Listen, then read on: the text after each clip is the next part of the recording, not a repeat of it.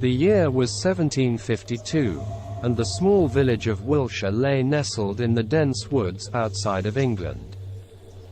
The village was home to a humble pub, where locals gathered to drink ale and exchange gossip after a long day's work. But the peace of the village was shattered each night by the eerie cackles of the witches who lived deep in the surrounding woods. The villagers feared them, for the witches were said to be able to fly on broomsticks and cast spells that could turn men into toads, or make crops wither and die. No one knew how the witches had come to live in the woods, or why they had chosen to torment the people of Wiltshire. But their presence had become a fact of life, a haunting reminder of the darkness that lay beyond the flickering light of the pub's hearth. As night fell over the village, the locals would huddle together in their homes, their windows and doors barred tight against the witches' malevolent power. But even the thickest walls could not keep out the witches' cackling laughter or the sound of their broomsticks sweeping through the night air. And so it was that the people of Wiltshire lived in constant fear, their hearts heavy with the knowledge that the witches would always be there, waiting for the chance to strike. On this particular night, the villagers gathered in the pub, seeking refuge from the dark and the witches' terrible cackling. They huddled around the fire, their faces etched with worry and fear.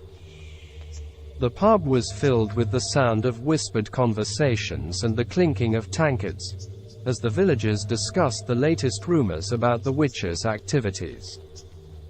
Some said they had seen strange lights flickering in the woods, while others claimed to have heard the witches whispering in the night. As the night wore on, the villagers grew more and more tense. Every creak of the floorboards or rustle of the wind outside made them jump, their eyes darting around the room in search of any sign of danger. But just when it seemed that the tension could not get any higher, a strange figure appeared in the doorway of the pub. It was a woman, dressed in tattered clothes and with wild hair that whipped around her face in the cold wind. The villagers froze, their eyes fixed on the woman as she stepped into the room. She was a stranger, and they could tell at once that she was not from the village. The woman made her way to the bar and spoke to the landlord in a low, urgent voice. The villagers strained to hear what she was saying, but they could not make out her words over the noise of the pub. Finally, the landlord turned to the villagers and spoke. "The woman says she has information about the witches," he said. "She says she can help us defeat them." The villagers looked at each other in disbelief. Could this woman really have information that could help them defeat the witches? It seemed too good to be true. But the woman was insistent. "I know their secrets," she said. "I have lived in these woods for many years, and I have seen things that would make your blood run cold." The villagers were skeptical, but they were also desperate. They knew they could not go on living in fear of the witches forever. And so they decided to hear the woman out.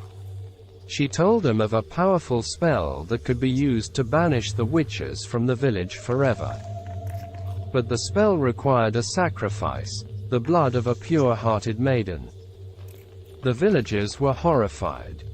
Who could they sacrifice for such a cause? But the woman was quick to reassure them.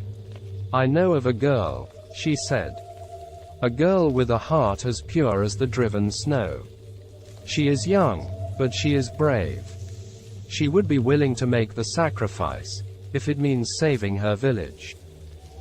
The villagers were unsure. Could they really ask a young girl to make such a sacrifice? But the woman's words had given them hope, and they decided to seek out the girl and ask her for her help. And so, under cover of darkness, a group of villagers set out into the woods in search of the girl who could save them from the witches. But as they walked deeper into the woods, the air grew colder, and the shadows grew longer. They could hear the witches' cackling laughter growing louder and more menacing with each step they took. The group of villagers pressed on, their hearts pounding with fear as they drew closer to the witches' lair. They could see the glow of a fire in the distance, and the sound of the witches' cackling grew louder with each step. As they neared the clearing where the witches gathered, they could see that the woman who had offered to help them was already there, standing at the edge of the clearing with her eyes fixed on the witches' circle. The villagers crept closer, trying to stay hidden in the shadows as they watched the witches dance. The witches were wearing tattered robes, and their hair whipped around their faces in the wind as they spun in circles, their broomsticks twirling around them. The villagers could see that the woman was muttering something under her breath, her eyes closed in concentration as she worked her magic. They could feel the air growing colder around them, and they knew that the woman was tapping into the very power of the witches themselves. And then, just as suddenly as it had started, the witches' dance came to a halt. The villagers could see that they were looking around in confusion, as if they were searching for something. The woman stepped forward, holding out a small silver knife. "Now," she said, her voice low and urgent. "We need the blood of the pure-hearted maiden. Who will step forward?" Quote. The villagers hesitated, unsure of what to do. But then, to their surprise, a young girl stepped forward from the shadows. She was just a child, with blonde hair and bright blue eyes. "I will do it," she said, her voice ringing out clear and strong in the stillness of the clearing. The villagers watched in awe as the girl took the knife and made a small cut on her palm. She held out her hand, and the woman caught the blood on a small piece of cloth.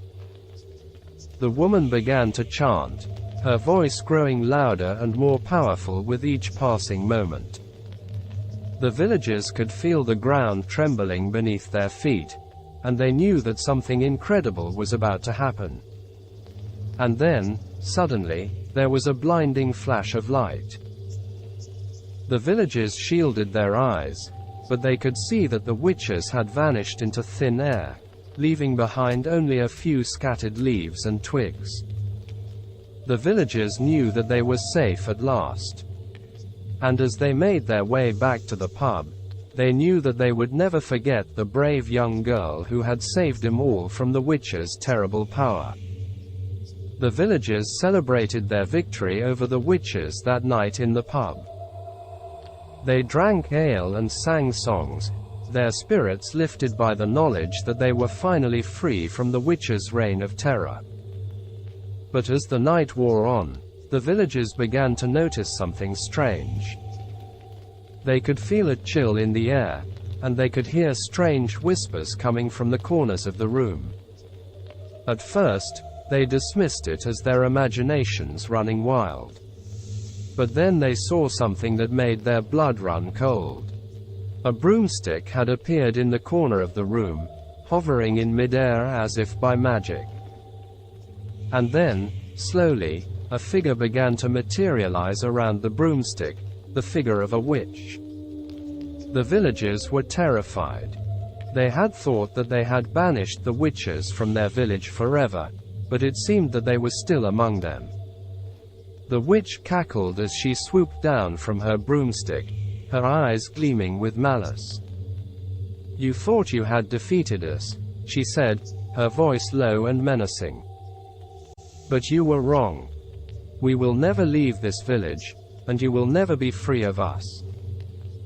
The villagers huddled together in fear as the witch began to weave a spell, her voice growing louder and more powerful with each passing moment. They could feel the air growing thick and heavy, as if it were pressing down on their chests. And then, just as suddenly as it had begun, the spell was broken. The witch vanished into thin air, leaving behind only a faint trace of smoke. The villagers were shaken to their core. They had thought that they had won, but it seemed that the witches were more powerful than they had ever imagined. They knew that they could never truly be free of the witches' curse. And so they lived in fear, always watching the shadows for signs of the witches' return. They knew that they could never rest easy, not as long as the witches still lived in the woods beyond their village. Years passed, and the villagers never forgot the witches' curse. They grew old and gray, and their children and grandchildren grew up with tales of the witches who had haunted their village. But as time went on, the villagers began to notice something strange. They realized that they had not seen or heard from the witches in many years. The woods around their village were quiet and still, and there was no longer any sign of the witches' presence. At first, the villagers were hesitant to believe that the curse had been lifted. They had been living in fear for so long that it was hard to imagine life without it. But as the years went by, they realized that the witches had truly left their village. And so, the villagers began to rebuild their lives. They repaired their homes and their fields, and they celebrated with feasts and dances. They knew that they could never forget the witches' reign of terror, but they were finally able to live without fear. As the years went on, the villagers began to forget about the witches. They still told stories of their bravery in the face of danger, but the tales became less and less frequent. And soon, the witches became nothing more than a distant memory. But little did they know that the witches had not truly left their village. They had simply been biding their time, waiting for the perfect moment to strike once again. And as the villagers grew complacent, the witches began to gather their power once again, preparing for their inevitable return. As the witches' power grew, the villagers began to notice strange occurrences happening once again. People would go missing in the woods, crops would wither away, and livestock would be found dead in the fields. At first, the villagers tried to ignore the signs. They didn't want to believe that the witches had returned. But soon, they realized that they had to take action. A group of brave villagers banded together to form a new plan to defeat the witches once and for all. They studied ancient texts and consulted with wise elders, seeking any knowledge that could help them. They knew that they had to be clever and resourceful, for the witches had proven time and time again that they were not to be underestimated. And so, they devised a plan that would require all of their courage and skill. Under the cover of darkness, the group set out into the woods, armed with their knowledge and a determination to rid their village of the witches' curse forever. As they ventured deeper into the woods, they could feel the witches' power growing stronger. They could hear the whispers of spells being cast, and they knew that they were getting closer to their target. And then, suddenly, they saw her. The lead witch, standing in front of them, her eyes burning with fury. The villagers stood their ground, determined not to let their fear overtake them.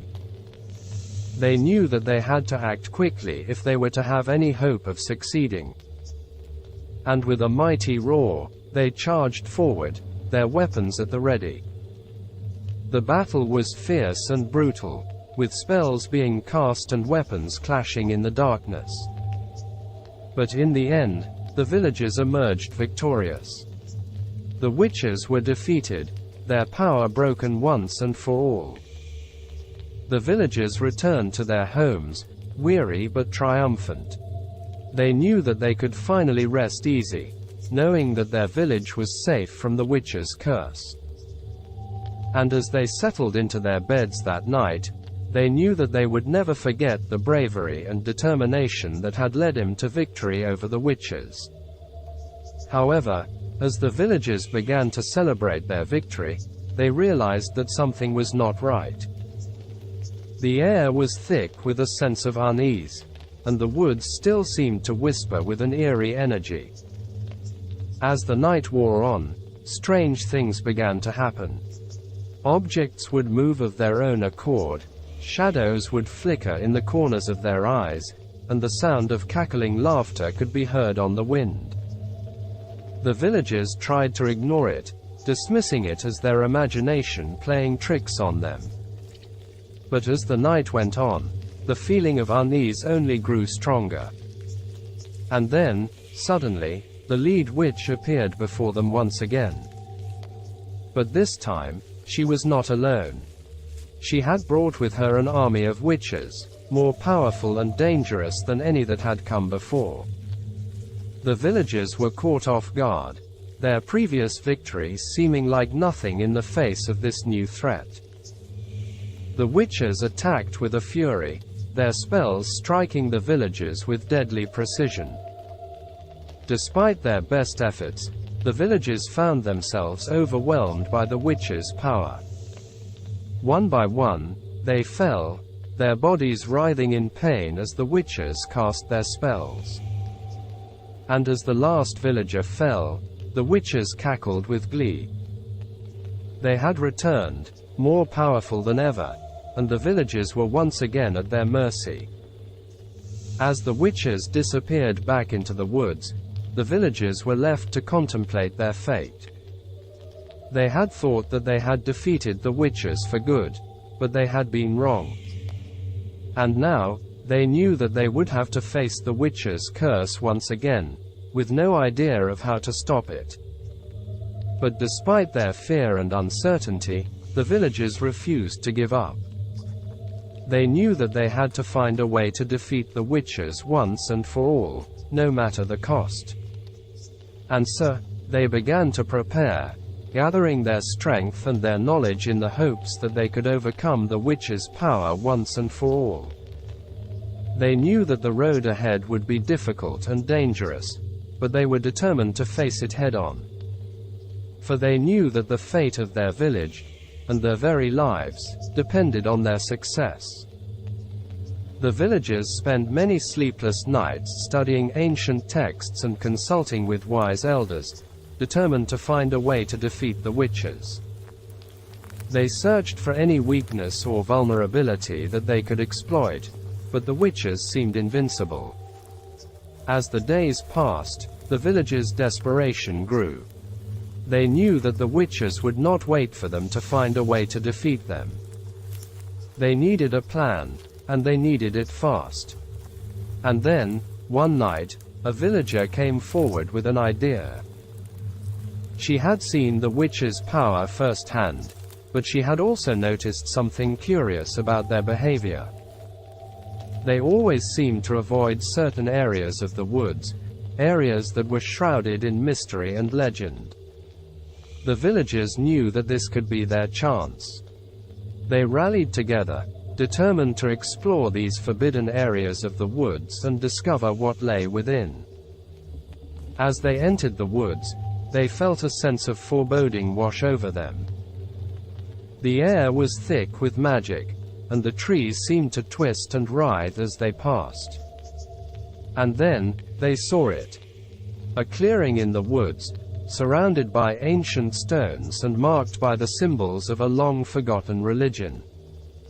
In the center of the clearing, a dark figure stood, surrounded by a circle of candles. The villagers approached cautiously, their hearts pounding with fear and anticipation. They knew that this could be their chance to defeat the witches once and for all. As they entered the circle, the figure turned to face them. It was an old woman, her eyes gleaming with an otherworldly light. She spoke in a voice that seemed to echo through the woods, telling the villagers of a powerful spell that could defeat the witches. But the spell came with a cost. It required the sacrifice of a life, a willing volunteer who would give up everything to save their village. The villagers hesitated, unsure of whether they could make such a sacrifice. But as they thought of the horrors that the witches had wrought upon their village, they knew that they had no choice. And so, a young villager stepped forward, her eyes filled with determination. She knew that she had to do whatever it took to save her home and her people. The old woman began to chant, her words echoing through the woods. The young villager closed her eyes, feeling the magic wash over her. And then, with a final burst of light, the spell was cast. The witch's power was broken, and the villagers knew that they were finally safe. But as they looked around at the cost of their victory, they couldn't help but feel a sense of sorrow and loss. They had saved their village, but at a terrible cost. And they knew that they would never forget the sacrifice that had been made to save them. The days that followed were filled with mourning and reflection. The villagers knew that they had been lucky to survive the witch's terror, but they also knew that they had paid a steep price for their victory. As they buried the young villager who had made the ultimate sacrifice, they vowed to never forget her bravery and selflessness. They erected a monument in her honor, a reminder of the price of freedom. But even as they mourned, they felt a sense of hope. With the witches defeated, they could finally begin to rebuild their village and their lives. They worked together to repair the damage that had been done, and to make their home stronger and safer than ever before. And yet, even as they moved forward, they couldn't help but feel a sense of unease. They knew that the witch's power had been broken, but they also knew that magic was a fickle and unpredictable force. They feared that the witches would one day return, or that some other dark force would rise up to threaten their home once again. But for now, they were safe. And as they sat in the pub, raising their glasses to the memory of the young villager, who had given her life for their freedom, they knew that they were stronger together than they ever could be alone. They vowed to stand by each other, no matter what the future might hold. And with that, they raised their glasses once again, drinking to their victory and to the hope of a brighter tomorrow. For even in the darkest of times, they knew that there was always hope, as long as they had each other. As the night wore on, the villagers began to disperse, heading back to their homes with heavy hearts but a renewed sense of determination. But as they walked through the darkened streets, they couldn't shake the feeling that they were being watched. They quickened their pace, their eyes darting nervously from side to side. And then, as they reached the edge of the village, they heard it, a faint whispering sound, carried on the breeze. They froze, their hearts pounding in their chests. They strained their ears, trying to make out what the voices were saying. And then, as the whispering grew louder, they heard a familiar cackle. It was the witches. They looked up, their eyes wide with terror, and saw them flying overhead, their broomsticks silhouetted against the moonlit sky. The witches were back, and they were hungry for revenge.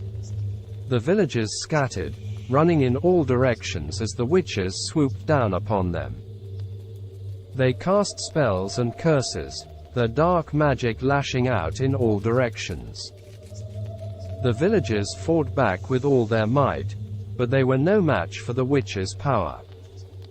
As the night wore on, the battle raged on, with neither side gaining the upper hand. The air was thick with the acrid smell of magic, and the sound of screams and curses echoed through the woods. And then, just as dawn was beginning to break, there was a sudden, deafening explosion. The villagers looked up, their eyes wide with shock, and saw that the witches had been vanquished once and for all. In their place stood a figure, clad in black robes and wielding a wand of crackling energy. It was a witch hunter, come to rid the village of its cursed inhabitants once and for all. The villagers gathered around him, their faces awash with relief and gratitude. They thanked him for his bravery and his sacrifice, knowing that they owed him their lives. And as the sun rose over the village, illuminating the devastation wrought by the witches' last stand, the villagers knew that they had been given a second chance. They vowed to never forget the sacrifices that had been made, and to always be vigilant against the forces of darkness. For in a world where witches could fly on broomsticks and magic was a deadly weapon, they knew that they could never truly rest easy. But they also knew that they were strong, and that as long as they stood together, they could face any challenge that lay ahead.